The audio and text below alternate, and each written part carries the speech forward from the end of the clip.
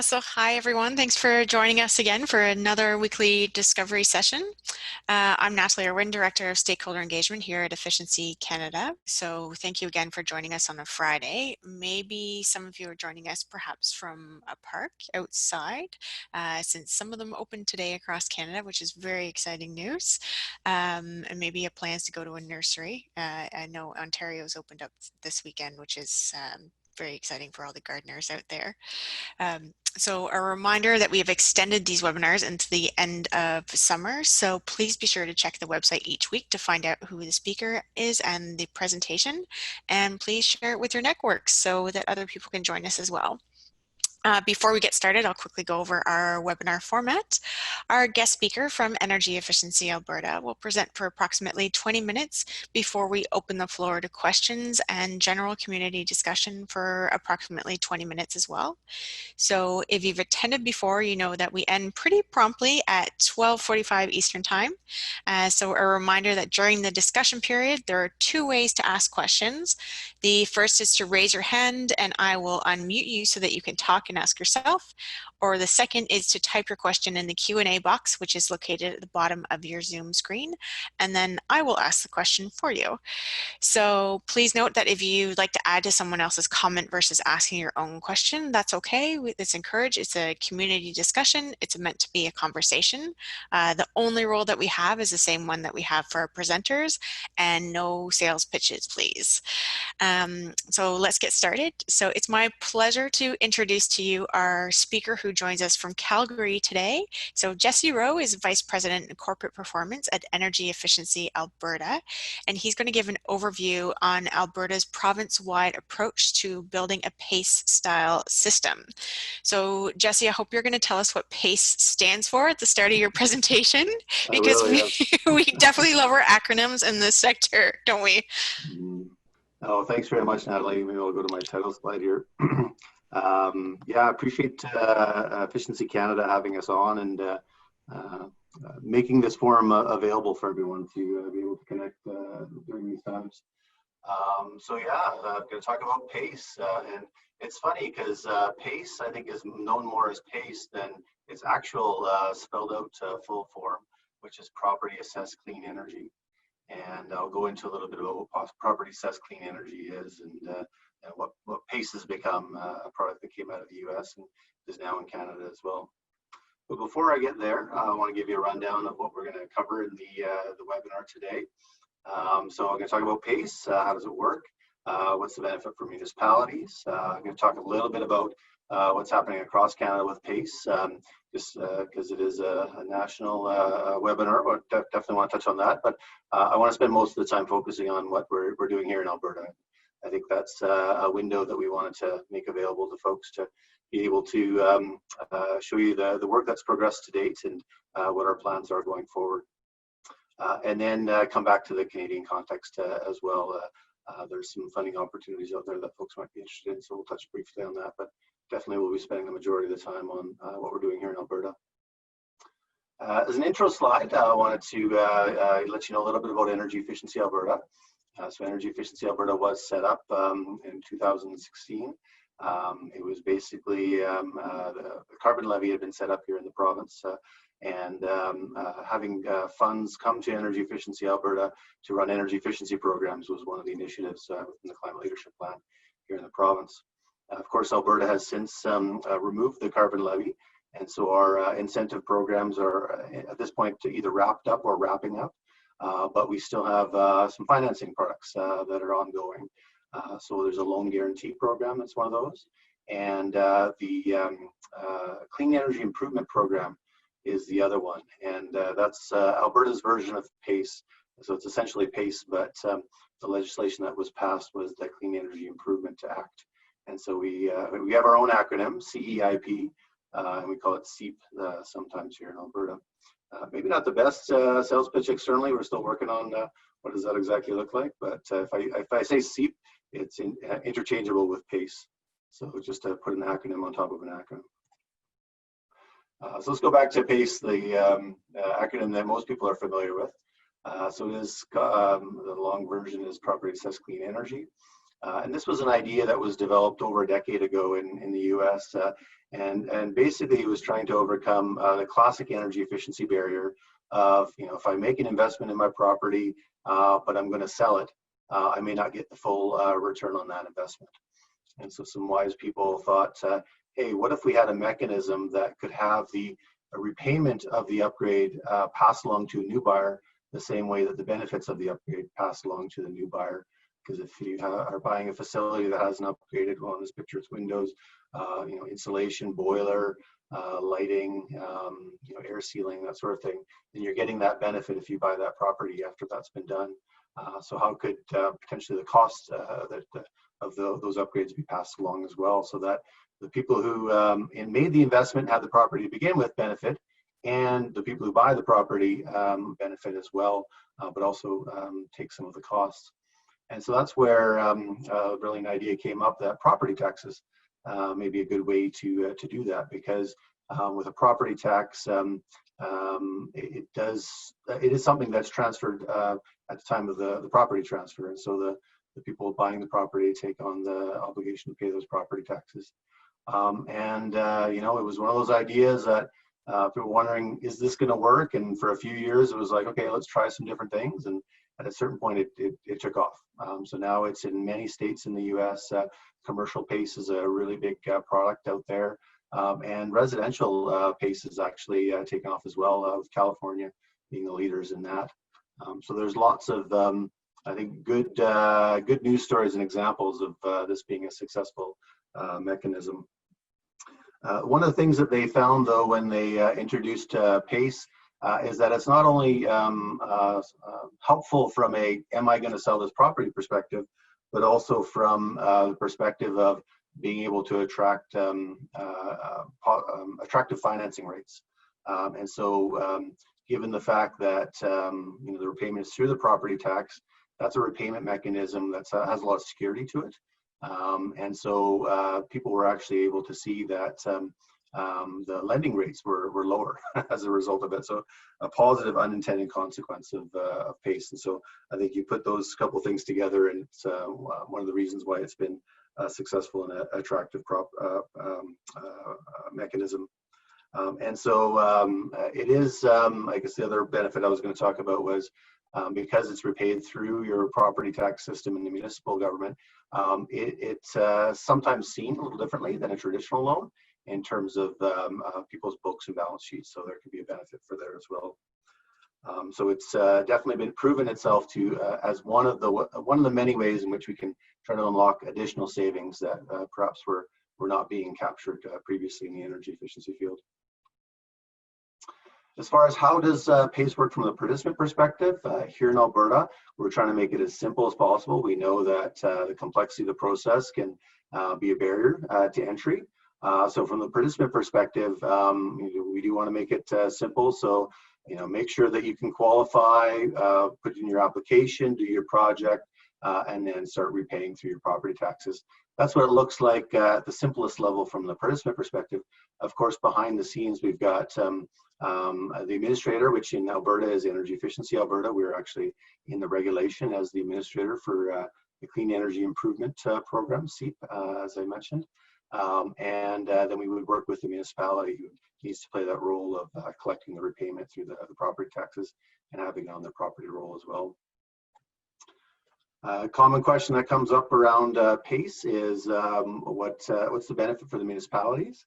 And so a lot of municipalities see this as a way to meet goals when it comes to economic development and emission reductions. And so again, it's a tool or mechanism that can unlock additional savings than we would otherwise have if we didn't have that mechanism. Definitely a way, especially in Canada these days, to demonstrate leadership when it comes to energy and environmental initiatives. So what's happening in Canada? Like I said, it started in the US. It's quite broadly used there in many states. In Canada, we have a couple of good examples to look at. Toronto being one, focused on the residential sector. And in Nova Scotia, I think a lot of people are probably familiar with, or a number of people are probably familiar with the solar program in Halifax, but there's a number of municipalities in Nova Scotia that also offer PACE property tax style financing. So we're doing what we can to learn from their experiences and bring that to Alberta as well.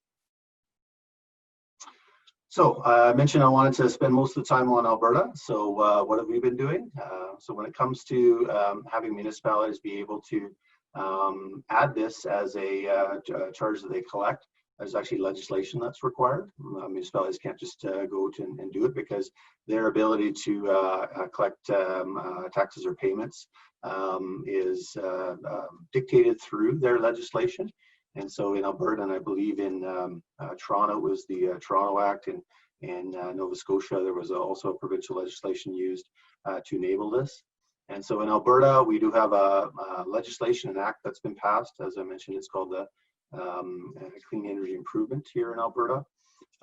We have a regulation which outlines a number of the details in terms of how the province wants to see this move forward in Alberta.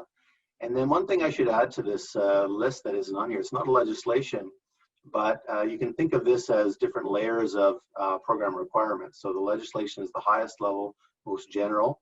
The regulation gets into a little bit more detail, but anyone who's thinking about putting forward legislation or how it fits with a program should also be thinking about the program rules and requirements, because that's where you get into even greater level of detail than even the regulation.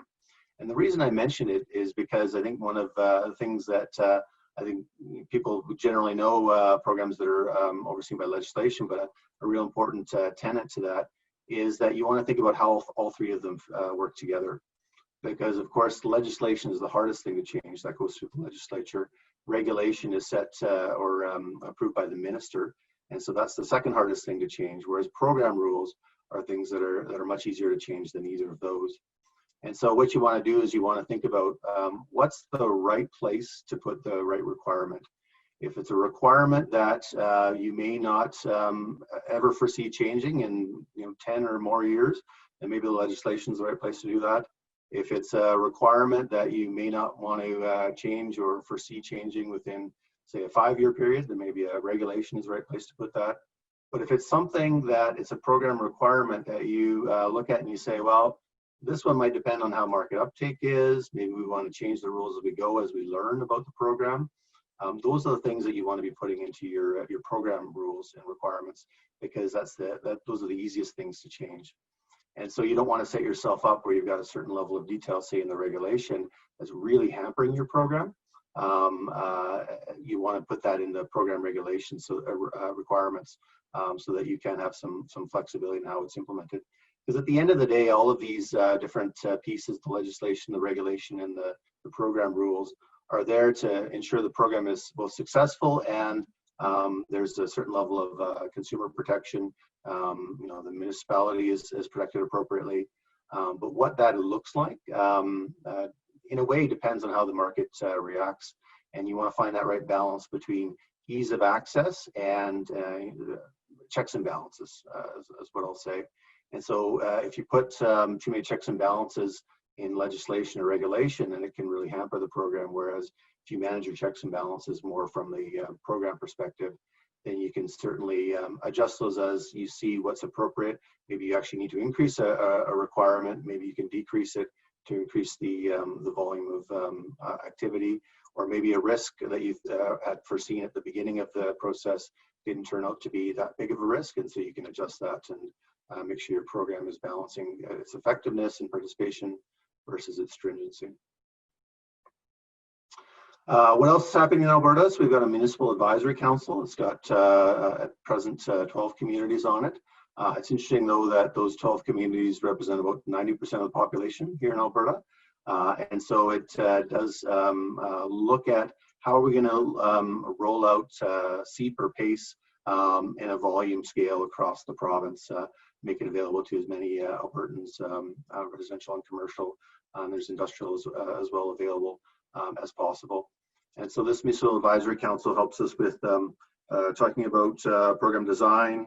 We talk about funding opportunities, and I'll get to those in a minute, and bylaw adoption process. And so far, we've got 2 municipalities that have passed bylaws, so the towns of Devon and Rocky Mountain House, and the city of Edmonton is in the process of passing their bylaw as well. So I mentioned this already. When it comes to Alberta, how are we unique? We've definitely taken a bit of a bottom-up approach to this, where the original intent was, how can we get this broadly across the province? So the legislation was start of that, the regulation was next.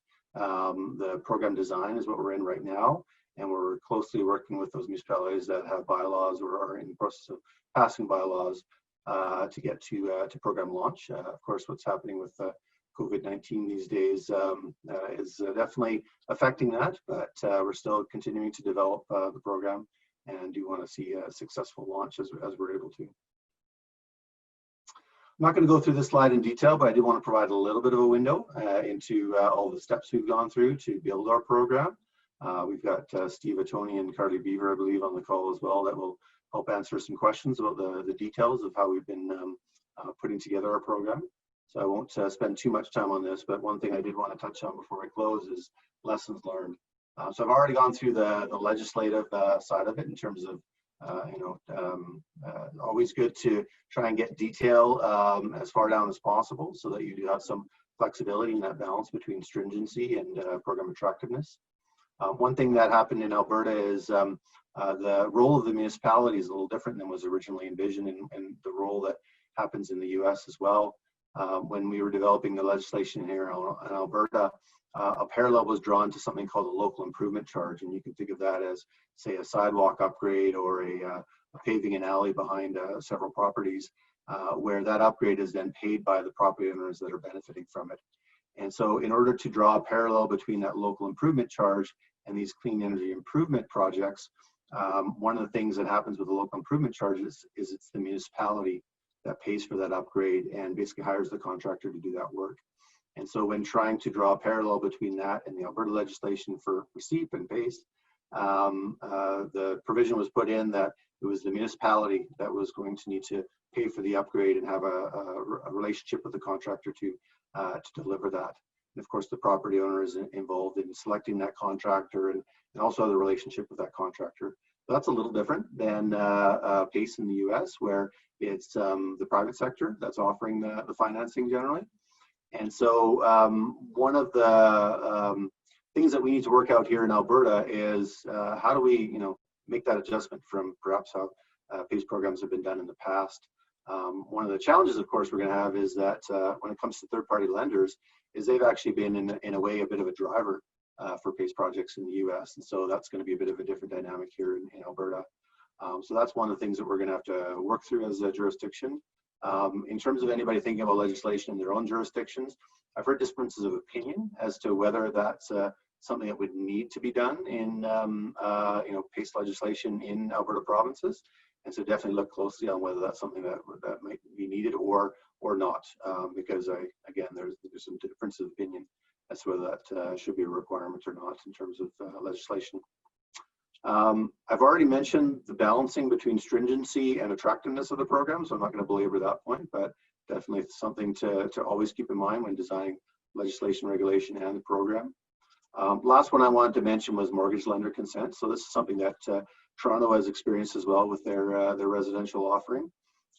They, as far as I understand, require the mortgage holder to agree to allow the property tied financing to be put onto a residential property.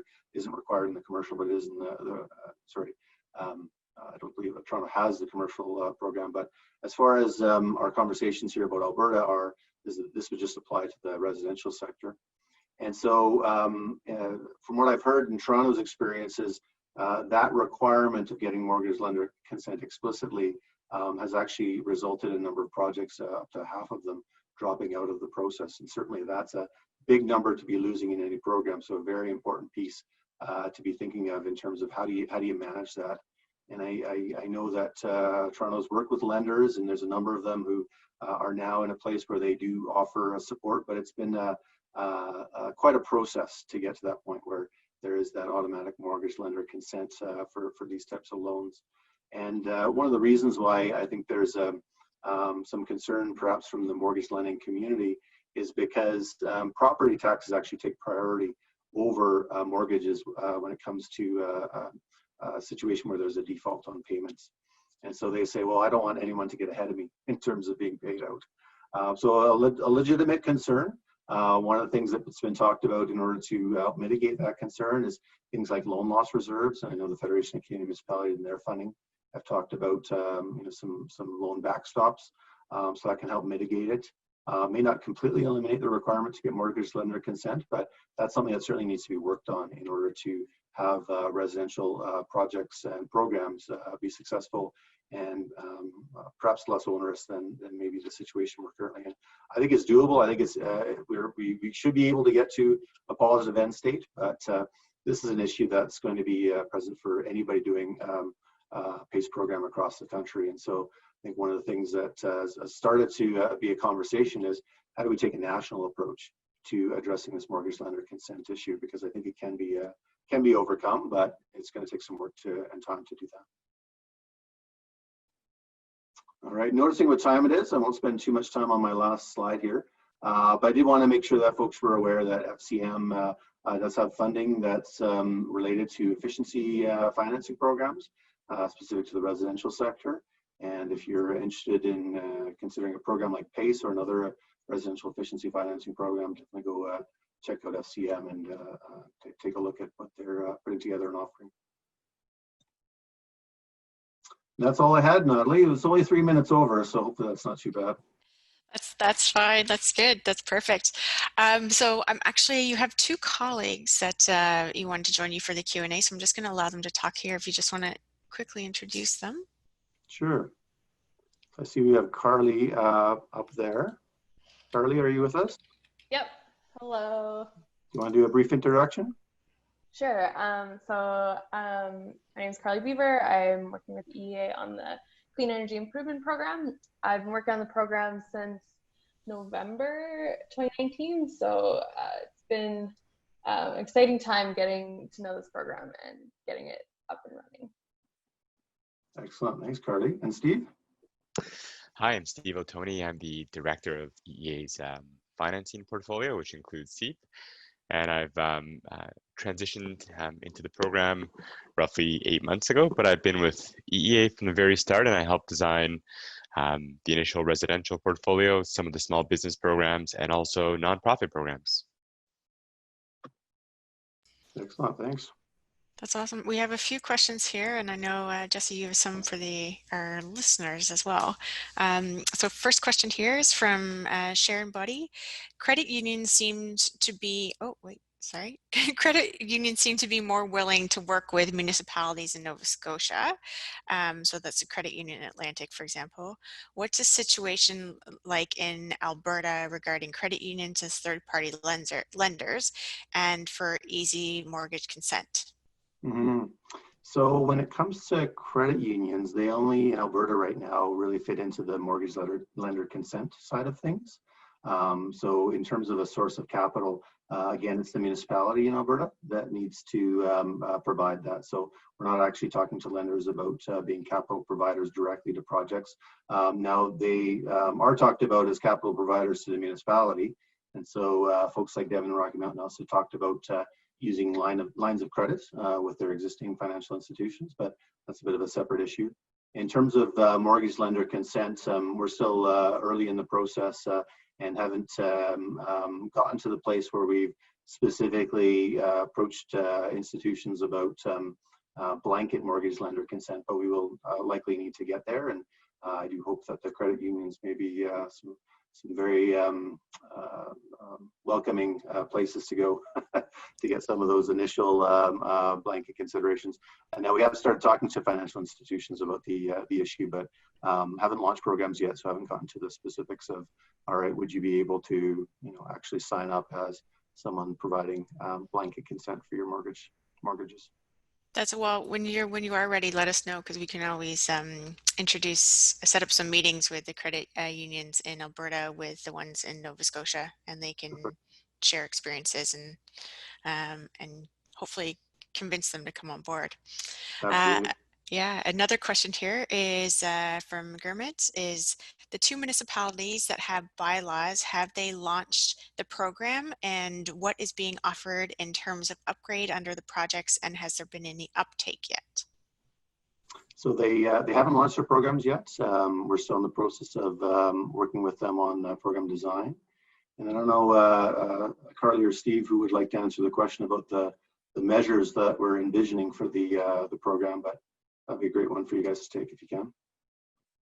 Yeah, I'll just quickly add, in Alberta, in our regulation, Jesse was mentioning, it's quite prescriptive, and one of the prescriptive pieces in there is that we actually have to post all the measures that are eligible in the program on the CEIP website. So as we approach launch, there will be quite an extensive offering. The one thing in the reg that it doesn't specify is how much energy savings or how much renewable energy needs to reduce from measures. So the threshold for a technology being into the program is quite low, which is good. It'll provide a very wide variety of products, some innovative products into the program.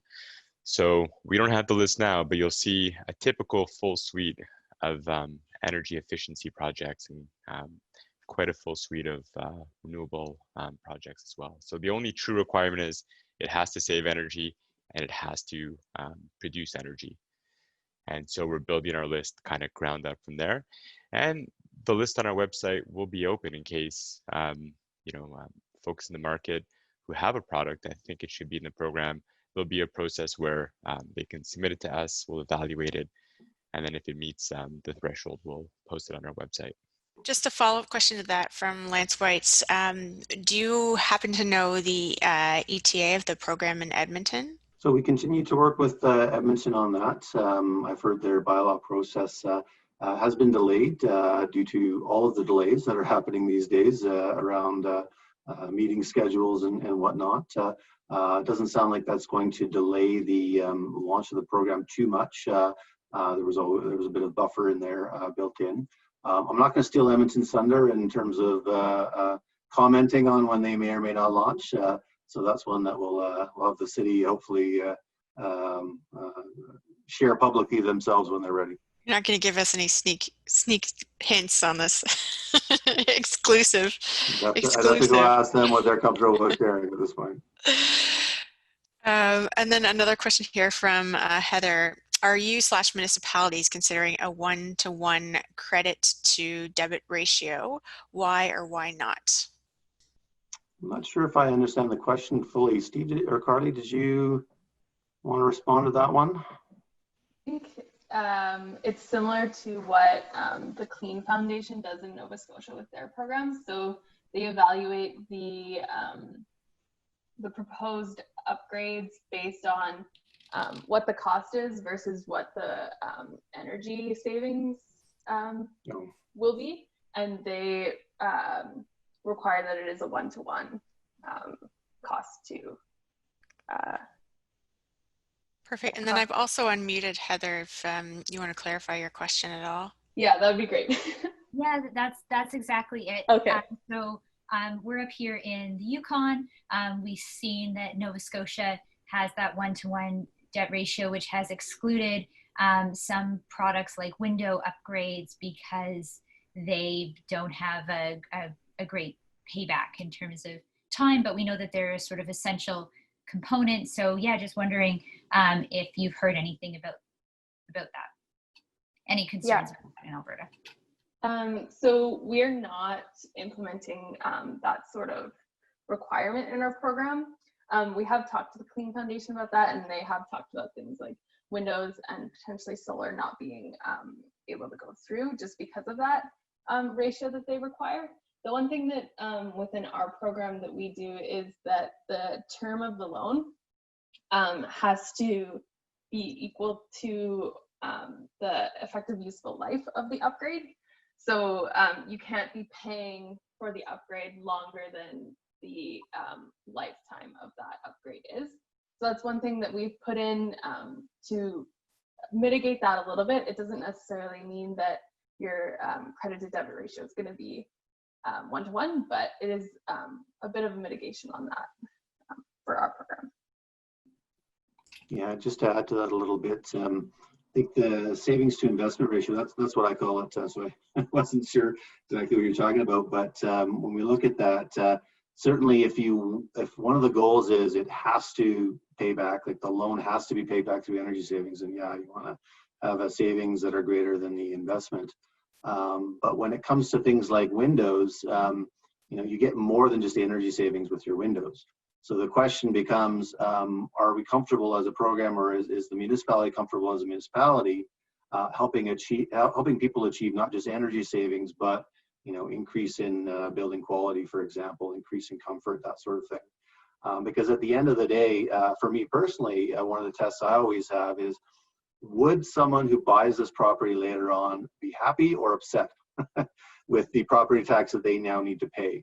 And when it comes to windows, you say, well, I got some new windows. I don't have the 20, 30, or place I used to have 50-year-old windows in it. And that's value. And that's something I am willing to pay back on. So thinking about it purely from an energy savings, or as Carly was talking about with solar as an energy generation perspective, that's one way to look at it. But yeah, when it comes to windows, I mean, very few people, actually, probably nobody out there will replace it just for the energy savings. They're replacing it because they need new windows.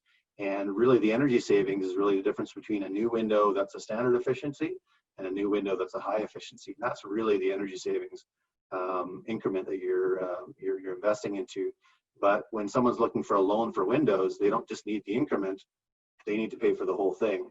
And so, I guess again, it comes down to, what are you trying to achieve with your program? Are you just concerned about energy savings, or do you also value the building upgrade and the quality of life, comfort, that sort of thing as well?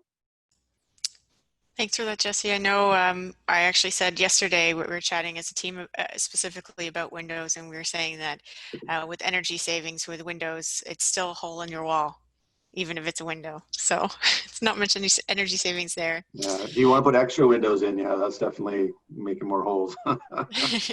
Depends how much you value the view, I guess.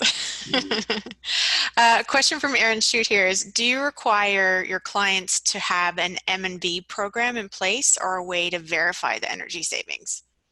Sure, for energy savings. Our program is designed where we use a deemed savings approach, and just to streamline the process. But working with FCM, one of their requirements is actually having a home energy assessment pre and post audit. So it seems like quite a few folks in Alberta are interested in that FCM offering. And as part of that, there'll be a pre and post. So the post will help verify some of those energy savings, and I'll provide a home energy label to the home. In addition to that, we also have in our evaluation framework, sampling. We do on-site sampling that would be in addition to that. So Energy Efficiency Alberta would visit the home and check the savings, and provide a different form of evaluation that a post-retrofit NRCan evaluation would. And some municipalities that we're speaking to want to say, hey, we want Energy Efficiency Alberta to, do evaluations on all homes in year one, as we're, testing it as a pilot. And some prefer to go with, what you see more traditional in program design, which is, hey, we want to evaluate every contractor for the first time, or we want to sample X% of projects, somewhere between 5 and 10%. So we'll be applying evaluation frameworks as we develop each individual SEIA program in Alberta, because we are the province-wide administrator, but we are going to have local programs. And while we're striving to make them all universal, including our evaluation framework, there will be small nuances between the different programs. But evaluation is something we've been doing for the past 3 years with all our programs, and we report on our evaluation every year through our annual reports. So it's something we'll be continuing to do. It'll look similar across the programs, but yeah, there could be some slight variations on how we verify the energy savings, or the extent to which we do so. That's an important thing to do. We always say that evaluation, if anyone says it's a, just something on the back end, it's something that really a lot of organizations can use as a marketing and communications tool as well, to say all our programs are verified and evaluated, and it just gives legitimacy to the work that you're doing and credibility, and creates the trust that's needed for a lot of programs. So that's an important part there. And one thing I'll add, Go ahead. just to that is it also helps with our continuous improvement. So in our overall kind of program framework, you know, evaluation is not just to collect the information and report it, but we go through a cycle at the end of the program year to see the results, test the results from initial forecasts and expectations, and then make adjustments. So a big part of the evaluation is to improve the program, not just reporting savings. Just a question, an interesting question here from Walter is, can you provide a description on, we talked about a few of them, what types of technologies would be funded under PACE, but an interesting part of it, is there an opportunity for rural communities and farms to participate? Yeah, absolutely. I think that's something that our Rural Municipalities Association, or RMA here in Alberta, has a keen interest in. And it's funny, one of the municipal districts that's interested in this is actually called the MD of Opportunity. So they're looking at this as an opportunity to help exactly those folks to do upgrades in those municipalities as well, even the rural municipalities. Of course, when you get to smaller municipalities, that's where I think the province-wide administration and economies of scale are going to be important. Even Devon Rocky Mountain House, who already have bylaws passed, obviously are at a very different scale than, say, Calgary or Edmonton. And so that's where we're going to have to work with those municipalities, big and small, to try and create those economies of scale. And that's where some consistency in programming is going to be important. Running, I've heard one time, there's over 300 municipalities in Alberta alone, and including the rural municipalities. And so running programs that are too different isn't going to be feasible. So trying to find some economies of scale are going to be important. Yeah, 300 is a lot of opinions. I do have a question here. I think he's probably your friend, David Pickup. He says, hey, good to hear from you. He was wondering what you've been thinking on the consumer protection side. So an example is, does all work have to be done by an ePro network member, which is Energy Efficiency Alberta's trade ally network? Mm-hmm. Yeah, David knows us well. Used to work for us, so. Yeah, in terms of consumer protection, definitely trying to get that right balance between consumer protection, but also don't want to make it overly onerous for contractors to participate, because we know that you make it too much work, and people aren't going to, companies aren't going to want to participate themselves. And when it comes to energy efficiency, we know that contractors out there are the front line. They are the sales force for energy efficiency. And so when it comes to our ePro network that David mentioned, we do have some basic requirements. You gotta have a business license, gotta have insurance, that sort of thing. We also want them to take some pretty light training. I was gonna say training, but it's not so much training as familiarizing themselves with the program. And the benefit there is so that it's a better experience and process for them and for us as well. We have fewer back and forth when it comes to applications. So that's a starting point, trying to make it really easy to get people to enter into those programs. If there are any issues with contractors participating in those programs, obviously we want to follow up with that. We don't want to have participants in our program saying, hey, that wasn't a good experience with my contractor. So if there are any contractors that do fall into that category, we want to be following up with that as well. But it is that balance between stringency and openness that we need to strike. And I will put a plug in for your ePro network. It's a great sales tool and it's free to join. So if you are a contractor in Alberta, please go to their website and join. And I know a few other provinces also have trade ally networks. So if you just type in the province name and the trade ally network, it should pop up. And if not, get in touch with Efficiency Canada. We'll put you in touch with the right person. Two more questions here, or might have time for both of them. So Matthew asks, how is Alberta's SEEP program more encumbered or hindered than other established in Canada? So, or how is it less so? Yeah, I understand the legislation in Nova Scotia is pretty straightforward, not nearly as much detail as we have, and so I'd say there are some consumer protection items within our legislation that aren't in other places. Of course, you want to have those consumer protections at the appropriate level within your program requirements and design. Not saying we don't need them, but that's one of the places where the flexibility to be able to adjust over time, I think, would be important. And then the requirement for the municipality to provide the capital to have a direct contract with the folks doing the work. I think those are some differences right now, and yeah, we're continuing to work through them. I think it remains to be seen in terms of what that right approach for Canada is. I think we're still in early days and trying some of this stuff out, and hopefully we'll come to a place where we're very effective all the way across the country. All right, just a question here from Kathleen O'Hara is, would it help if there was a federal legislation to facilitate this like a PACE program? And if so, do you have any comments on what's needed? Yeah. So when it comes to municipal abilities to, the basic premise of PACE is that municipalities recollect the repayment. So in order to do that, that really needs to be done at a provincial level, because those capabilities are set in terms of what the municipalities cannot collect money for is set at a provincial level. And you'll see the same thing in the States. It's all done at the state level.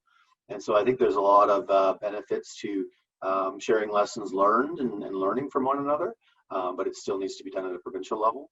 I would guess that a lot of people would think the federal legislation might actually do the opposite in terms of adding a layer of complexity that maybe isn't needed. I like the idea of trying to do it all at the federal level once, and you don't have to do it at the provincial level, but I think from just how our empowerment of municipalities works in our country, that's probably not something that would be possible. And then just, I'm just cautious of time, so just one last question here from Gabe is, what do you expect in terms of the process for municipalities, either budgeting or securing capital to fund these loans?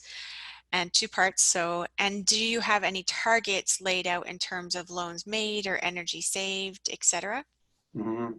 So some of the things that we've heard about in terms of where municipalities are going to source their capital from, I mentioned it already, one of them, just a simple line of credit from an existing lending institution that they already use.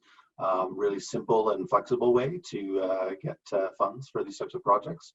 I think that's more applicable in those municipalities where the volume of dollars may not be huge because the population isn't that large.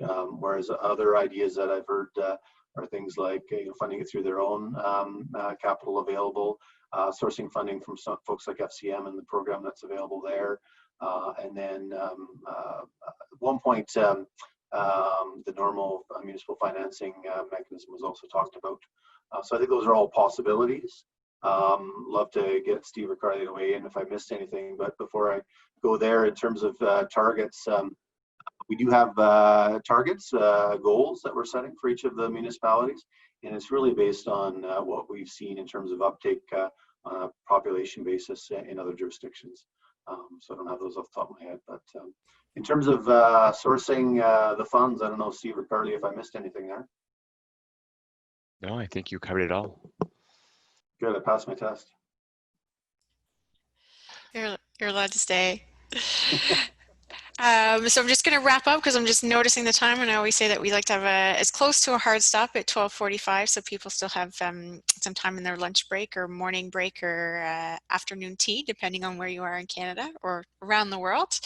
So thanks again for joining this week. Thanks to Carly, Steve, and Jesse for the great discussion. And I know I learned a lot about PACE, and I also learned that I know a lot of things I don't know, as the way it always seems to work with learning things. So have a wonderful weekend, everyone, and I'll see you next Friday along with our guest speaker, who is going to be Daryl Boyce, who's the current president of ASHRAE.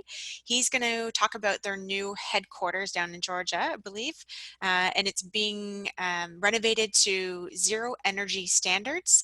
And so even more interesting is that it's going to be used as a demonstration project, which means that the renovation renovation decisions and process are being documented in great detail, and they're going to be made available to the industry with total transparency. So that should be another interesting topic next week. I hope you can join us, and have a great weekend, everyone.